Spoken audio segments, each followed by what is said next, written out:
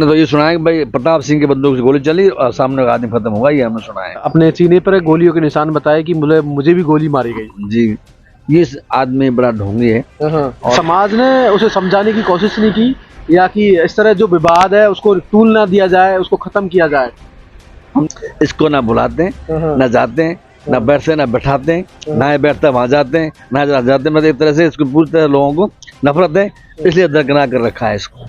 नानौती क्षेत्र के मेंढकापुरा गांव में एक परिवार को समाज से बहिष्कृत करने का मामला सामने आया है, जिसमें आरोप लगाया गया है कि मुझे समाज से बहिष्कृत कर दिया, मुझे है वो सामाजिक, आर्थिक, राजनीतिक सभी दृष्टि से समाज से बाहर किया है, मुझे परेशान किया जा रहा है और अन्य तरह तरह के आरोप है वो लगाए जा रहे हैं।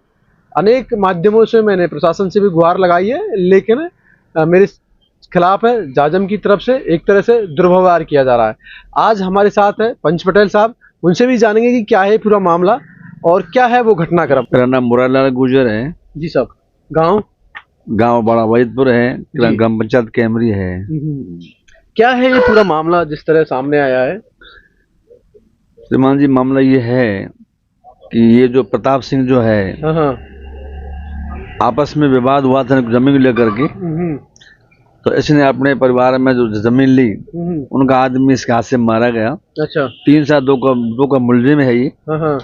और जब 302 का आदमी मारने का इसमें लगा इसमें आरोप, तब से लोगों ने इसे आना जाना बुलाना उठना बैठना बंद कर दिया। जिसको अपना बहिष्कार खुद मानता है, बहिष्कार कोई पंचायत में हुआ नहीं, किया किसी ने, कोई नहीं।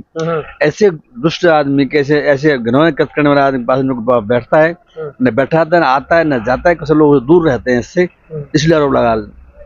यानी कि आपका कहना है कि समाज से बहिष्कृत नहीं किया, लेकिन वो उसका कहना है कि एक तरह से है मुझे बहिष्कृत किया है और गांव में भी मुझे नहीं घुसने दिया जाता, राशन की दुकान पे नहीं दिया जाना जाता, हॉस्पिटल में अगर मैं जाता हूँ तो वहां भी रोका जाता है। यह आदमी हमेशा कंधे बंदूक रखता है, कई वैसे फायरवार भी करता है, लोगों में दहशत फैलाता है, लोग आग पीसता था लोगों का, और दहशत फैला करके यह आदमी अपने आप लोगों को अपने उसमें फेवर में करना चाहता है।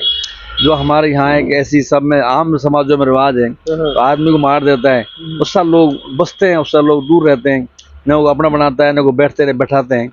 यही बातों को किसी ने पंचायत हुई ना बहिष्कार किया, अपने आप में आए दिन आरोप लगाते हैं।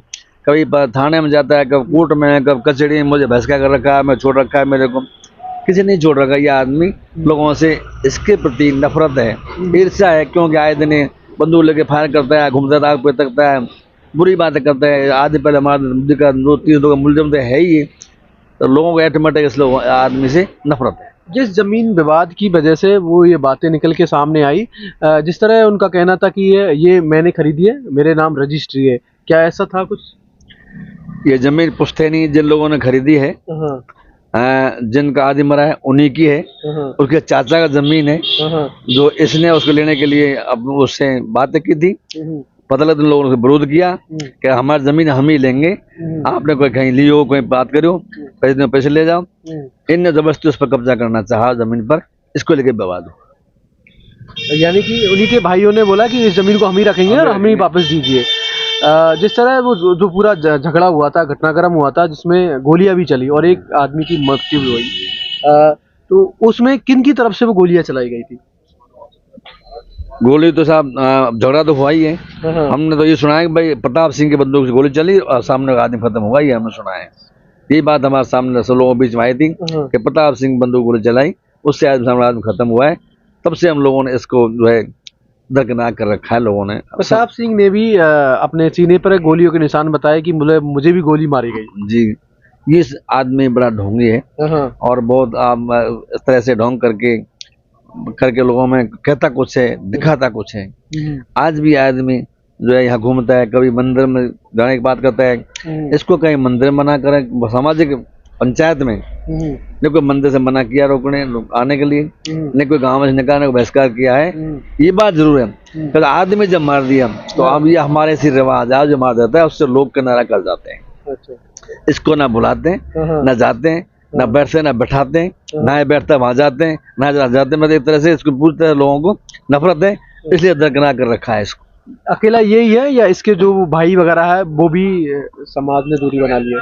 नहीं, इसके परिवार से दूरी बना ली है। जब तक वो इसको छोड़कर दूर नहीं हुए, हाँ इसके साथ रहेंगे, तब तक समाज इसी के साथ रहेंगे। जब वो समाज कह देंगे कि हमने छोड़ दिया है इसको, हम दूर हैं, तो समाज उनका अपनी तरफ मिला भी सकता है। जिस तरह वो कागजों का हवाला देता है कि मैं एसपी महोदय, कलेक्टर महोदय, मानवाधिकार आयोग में भी दरखास्त लगाई है और समय समय में पाबंद भी करवा रहा हूँ, लेकिन हर बार है वो पंच पटेल मेरे पे दबाव बनाते हैं, मुझे जीने नहीं दे रहे। जी, ऐसा कोई नहीं है, झूठा आरोप है। हाँ, आदमी आए दिन कभी थाने में, कभी तहसील में, कोर्ट कचहरी में जाता है, हाई कोर्ट तक पहुँच गया आदमी। पंच पटेलों को बड़ा घर साहब में भैंस कर रखा है मेरे को इन लोगों ने, ऐसा है नहीं आरोप। अच्छा, कभी पंचायत ने या समाज ने उसे समझाने की कोशिश नहीं की, या कि इस तरह जो विवाद है उसको टूल ना दिया जाए, उसको खत्म किया जाए? हमने कई बार इसके नाते रिश्तेदारों को, मिलने जुलने वालों को, 25 लोगों को भेजा इनके पास में, भाई इसकी बात खत्म कर। ये आदमी आज भी बात पड़ा हुआ है कि मैं जमीन लूंगा, और वो कहते हैं हमारी जमीन है, हम जो हमारे परिवार की है, हमारे चाचा की है, इसको हम ही लेंगे। आज तक वो बात बर्खास्त चल रही है। जिस तरह उनका कहना है कि मेरे जो गांव, मेरी फसल है उसके लिए पाइपलाइन दे रखी है पानी की, वो काट दी गई है, मुझे किसी मंदिर में मत्था टेकने के लिए नहीं जाने दिया जा रहा है, गांव में मैं जब जाता हूँ राशन पानी के लिए तो रोक लिया जाता है, ऐसा कुछ है? यह आदमी कई बार पहले शिकायत कर चुका है इस बात को लेकर के कि मुझे मेरा पानी बंद है। तो प्रशासन ने जांच की है, बराबर पानी आ रहा है, बिजली जारी है, कोई सुविधा के लिए इसको कहीं रोका नहीं जा रहा है। इसके बच्चे स्कूल पढ़ने जाते हैं, किसी तरह कोई इसको रोक टोक नहीं है। अब ये आदमी झूठी शिकायत करके लोगों को झूठा इल्जाम लगा रहा है, आए दिन लगा रहता है, आए दिन कभी हाई कोर्ट जाता है, प्रशासन में आदमी अपने आरोप लगाता है कि प्रशासन मेरी कार्रवाई नहीं कर रहा, इनकी बात मानता है, हमारी बात नहीं मानता। सच्चाई तो ऐसे मान, देखो जब समाज तो समाज ही होता है। 3 से 2 का मुलजिम जब न्यायपालिका का मुलजिम है, 3-2 मुलजिम का कोई न्याय में अंदर कोई माफ करता है क्या? सजा होनी है। तो दोषी आदमी को माफ कौन करता है?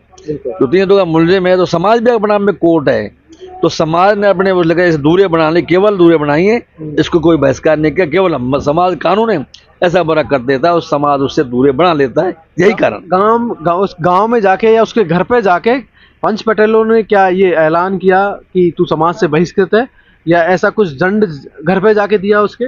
कभी आज तक कोई नहीं घर गया इसके, ना कोई बुलाया इसको, ना कोई मैसेज किसी ने भिजवाया। ये सब झूठ है। बिल्कुल। यानी देखेंगे कि इस केस में है जो कोर्ट में भी केस दायर है, और वो एक जांच का विषय है कि माननीय कोर्ट उस पर क्या फैसला करता है। विवाद हुआ था और विवाद में जो गोलियां भी चली थी, एक की मृत्यु भी हुई थी, हालांकि उसमें जांच जारी है, फैसला नहीं आया है, कौन दोषी है कौन मुजरिम है ये बात की विषय है। लेकिन जिस तरह समाज बहिष्कृत की बातें की जा रही है, एक तरह से हालांकि इस तरह के जो घटनाक्रम होते हैं उसमें समाज है वो दूरी बना लेता है, क्योंकि जब इस तरह की घटना होती है तो उससे समाज में एक वैमनस्य है, भाईचारा वो खत्म होता है, और उन्हीं कारणों से सारी चीज़ें वो निकल के सामने आती है। वहीं जो राम प्रताप है, वो उसका कहना है कि मुझे समाज से बहिष्कृत कर रखा है, मुझे प्रताड़ित किया जा रहा है, लेकिन कहीं ना कहीं है वो माननीय कोर्ट भी इस पूरे घटनाक्रम को देख रहा है, और अंत में क्या निकल के आएगा वो तो वक्त की बात है। लेकिन इससे पहले दोनों जो समाज के बंधु है या माननीय प्रशासन है वो इसमें पहल करे और इस मसले को शांत करें। तो मैं धनराज, जगत तकनीर, कैमरी।